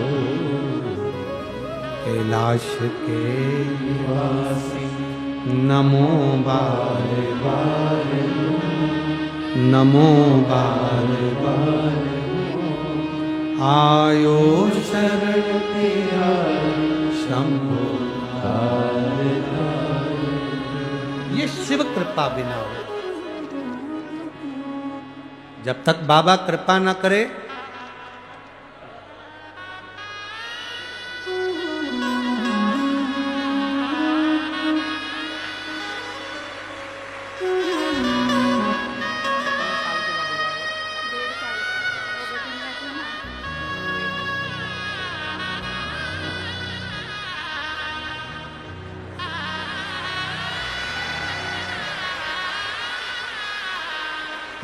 पेट में जो गांठें थीं वो फट गई थी, उसके कारण बस पॉइजन फैल गया था, जिसके बाद मुंबई तक के डॉक्टरों ने कह दिया था कि इनको संतान नहीं होगी। पर देने वाला तो देव अधिदेव महादेव है, वो झोली भरता है।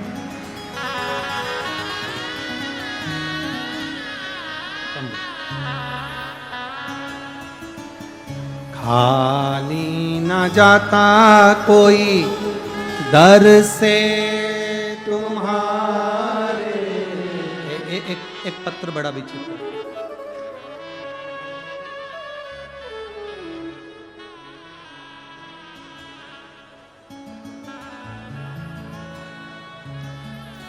एक बेटी है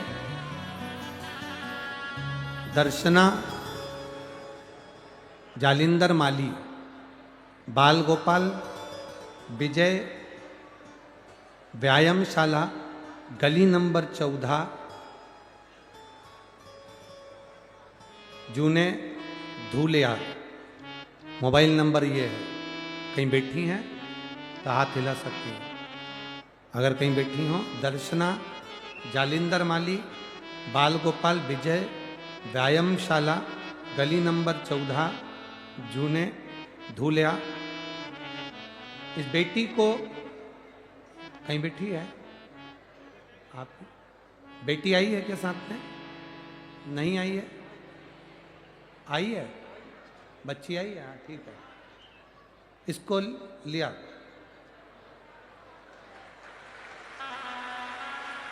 ये वो बेटी है जिसके शरीर में एक बीमारी हो गई थी, जिस बीमारी में शरीर की एक एक नस बंद होती चली जाती है और पूरा शरीर पलंग पर पड़ा रहता है।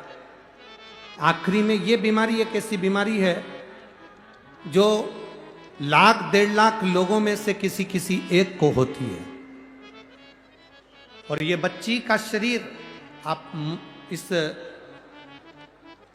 फोटो में देख सकते हैं। जब बच्ची पलंग पर पड़ी है, उसका शरीर कोई काम नहीं करता था। शरीर की नसें चौक हो गई, शरीर ने काम करना बंद कर दिया, ना हाथ हिलता, ना पांव हिलता, ना श्वास ले पा रही थी। शरीर पूरी तरफ से जब बेकार हो गया, जिस बीमारी को जीबीसी भी कहते हैं, इसका इलाज कहीं नहीं है, कोई गारंटी नहीं इसको बचने की। डॉक्टर ने केवल हमें 14 दिन दिए थे कि 14 दिन बाद ये बेटी का क्या होगा ये भगवान ही जान सकते हैं। हमने इसको भर्ती रखा, रात दिन इसका इलाज हुआ, पर कोई डॉक्टरों ने हाथ फेंक दिए और डॉक्टरों ने कहा कोई चमत्कार ही हो सकता है जो इस बेटी को बचा ले। इस बीमारी के अंतर्गत बचना बहुत कठिन होता। शरीर धीरे धीरे काम करना बंद कर दिया, हाथ पैर हिलना बंद हो गए, सांस लेने में तकलीफ होने लगी और बीमारी इतनी बढ़ गई कि कहीं जा सकती ना आ सकती। तब किसी पड़ोसी ने कहा कि शंकर जी पे चढ़ा हुआ एक बेलपत्र इसके पलंग के पास रखो, 1 लोटा जल शिव जी को चढ़ाकर उसका आचमन करो। सीहोर वाले महाराज कहते हैं शमी के पत्ते का प्रयोग करना प्रारंभ करो। हमने शमी के पत्ते का प्रयोग करना प्रारंभ करा, जल चढ़ाना प्रारंभ करा। बच्ची को मुख में जल दे देते थे, शरीर तो काम कर नहीं रहा था, पलंग पर से उठ पाती नहीं थी। पर बाबा का क्या करुणा है गुरुदेव, हम सीहोर गए, वहाँ से रुद्राक्ष लाए, उसका पानी रात को गलाते, सवेरे शिव जी को चढ़ाते, पिलाते और बेटी को देते। आज डॉक्टरों ने हाथ फेंक दिए थे, इस बीमारी का कोई इलाज नहीं है, पर आज मेरी बेटी अगर चलकर कथा में आई है तो ये बाबा देवाधिदेव महादेव की कृपा है।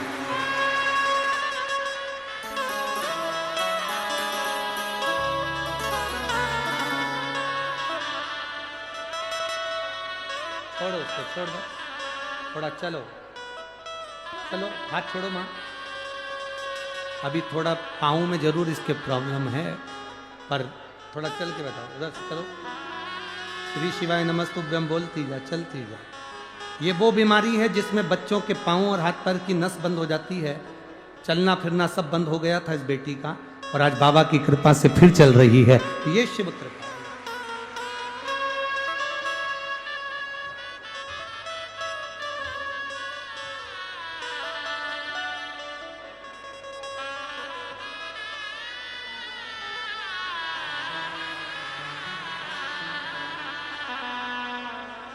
अरे लुटा दिया भंडार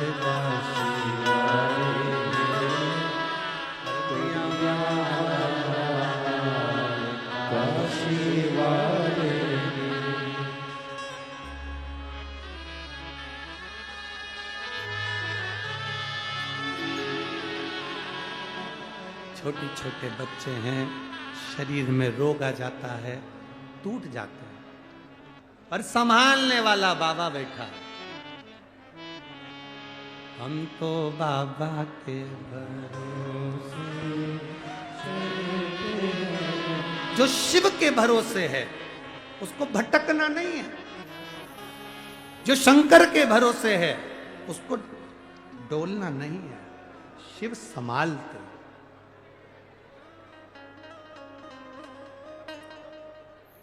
कथा में आपको कहा था बिल्डिंग बनाना सरल है, दुकान बनाना सरल है, ये कठिन नहीं है। करोड़पति बनना कठिन नहीं है, धन कमाना कठिन नहीं, पर संस्कारवान बनाना कठिन। प्रयास करो। लक्ष्मी जी, माता लक्ष्मी, मां लक्ष्मी ने बूढ़ी मां के घर में मधु चाटा, शहद चाटा। बूढ़ी मां कपड़ा बना रही है, मां मधु चाट के माता लक्ष्मी को कह दिया, बूढ़ी मां ने, आप विश्राम करो। लक्ष्मी जी विश्राम करती हैं और बूढ़ी मां कपड़ा सिलती सिलती सिलती सिलती वहीं पर सो जाती है। दूसरे दिन मां की जब आंख खुलती है, लक्ष्मी जी वहां से चली गई होती हैं।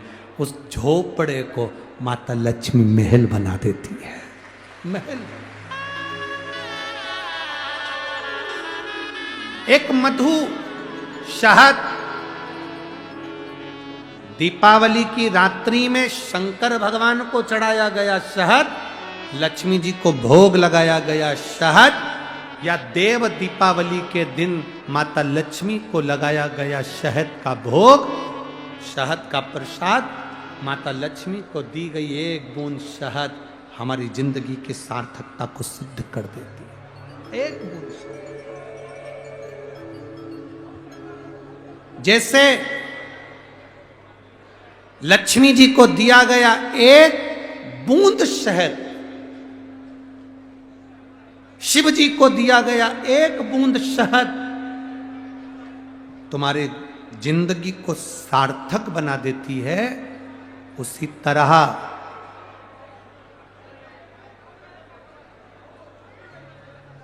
पांच प्रदेशों में चुनाव होने जा रहे हैं, वोटिंग होने जा रही है।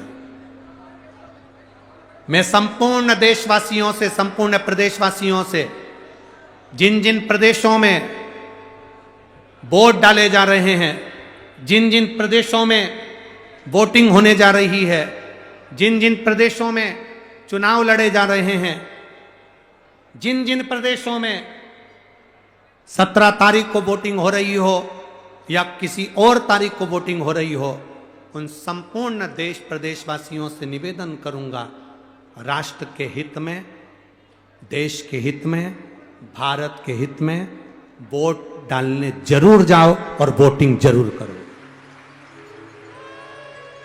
वोटिंग जरूर करिए, वोट जरूर डालिए।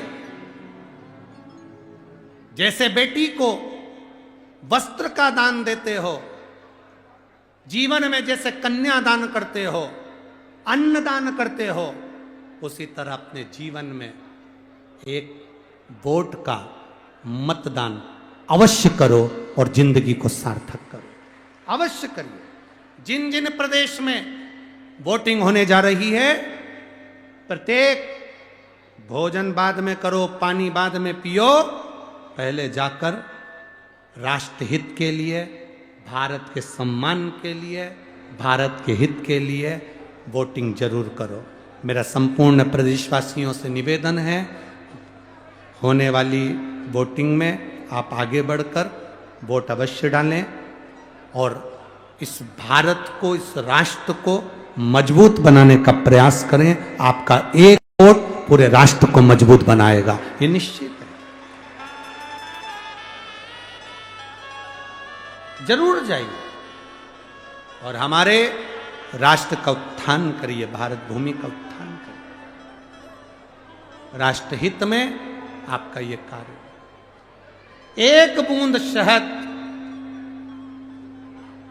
एक बूंद शहद देवाधिदेव महादेव को चढ़ाया, उसका फल है। एक बूंद शहद माता लक्ष्मी को चढ़ाया, उसका फल है। शिव महापुराण की कथा कहती है, बूढ़ी माँ का पूरा मकान जो झोपड़ा था वो पूरा बन चुका था, पूरा। एक बूंद शहद माँ लक्ष्मी चाटी।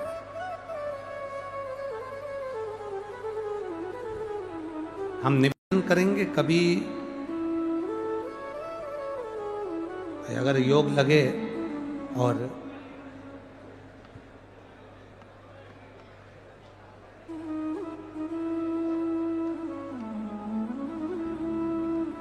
कभी आपको ऐसा लगे कि मेरे घर में बहुत ज्यादा मात्रा में क्लेश रहता है,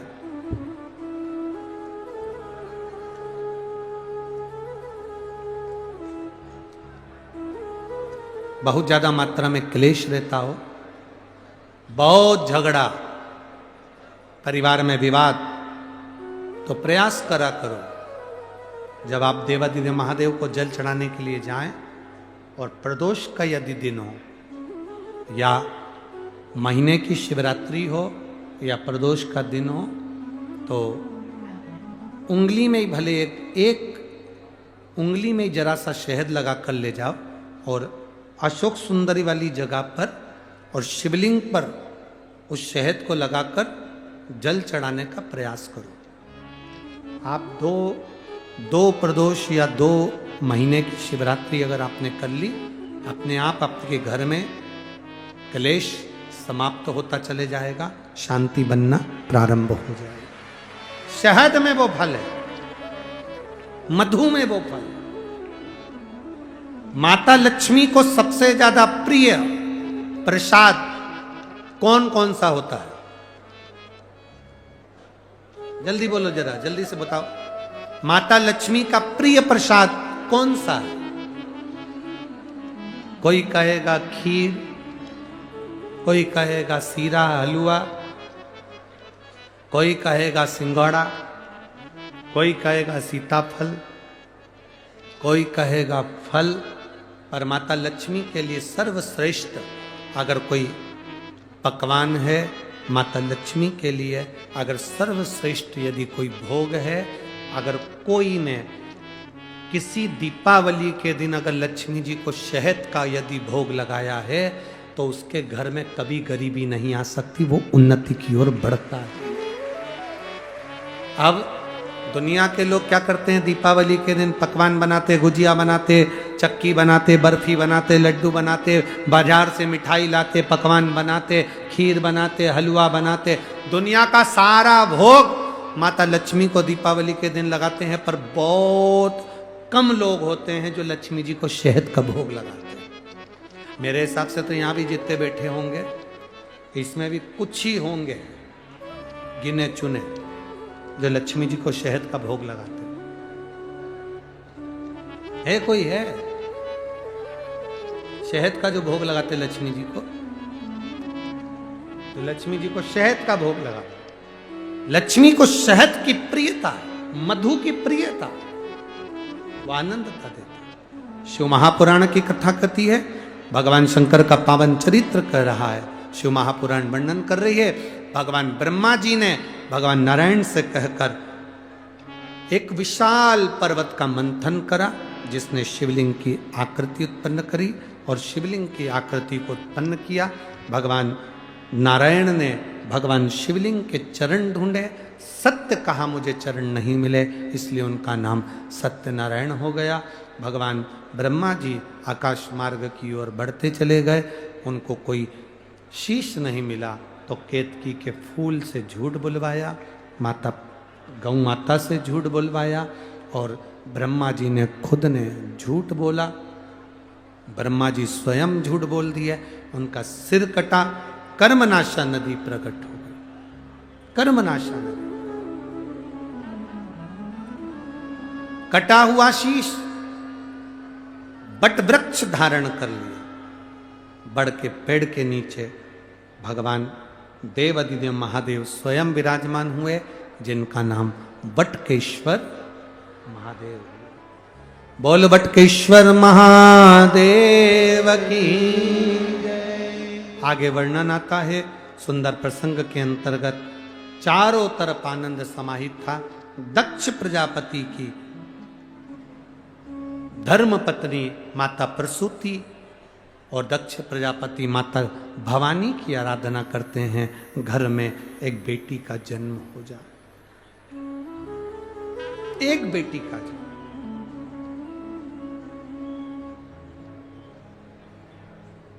हमारे घर में एक बेटी और जन्म ले। स्वयं दुर्गा भवानी ने आकर कहा, सुनो दक्ष प्रजापति, तुम्हारे घर में इतनी कन्याओं का जन्म हुआ, उसके बाद में फिर तुम बेटी मांग रहे हो? दक्ष प्रजापति कहते हैं, बेटा अगर घर में जन्म लेगा तो एक कुल को तारेगा, और अगर बेटी घर में जन्म लेती है तो वो 2 कुल को तार देती है। इसलिए हमारे घर में बेटी का जन्म है, हमारे घर में बेटी जन्म है।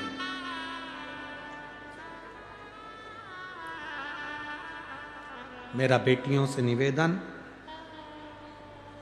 तुम्हारे माता पिता अगर पढ़ा रहे हैं, तुम्हारे माता पिता अच्छे कॉलेज में भेज रहे हैं, तुम्हारे माता पिता अच्छी एजुकेशन दे रहे हैं, तुम्हारे माता पिता तुम पर पूरा भरोसा कर रहे हैं, तो मेरा बेटियों से निवेदन है, अपने माँ बाप के भरोसे को मत तोड़ना, विश्वास को मत तोड़ना। अपने माता पिता को कन्यादान का मौका जरूर देना, किसी एड़े तेड़े के साथ ना जाना। प्रयास करना, अपने माता पिता को कन्यादान का मौका जरूर दीजिए।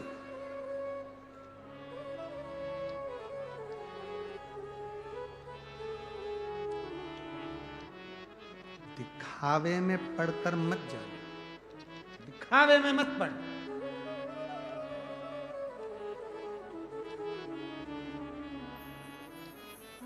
थोड़ा कोई तुम्हें बॉडी शॉडी दिखा दे, कोई थोड़ा तुम्हें भुड़ भुड़ कर मोटरसाइकिल पे ले जाके चाउमीन खिला दे, गोलगप्पा खिला दे और तुम्हें गप्पा बना दे, ऐसा काम ना करिए, बचिए।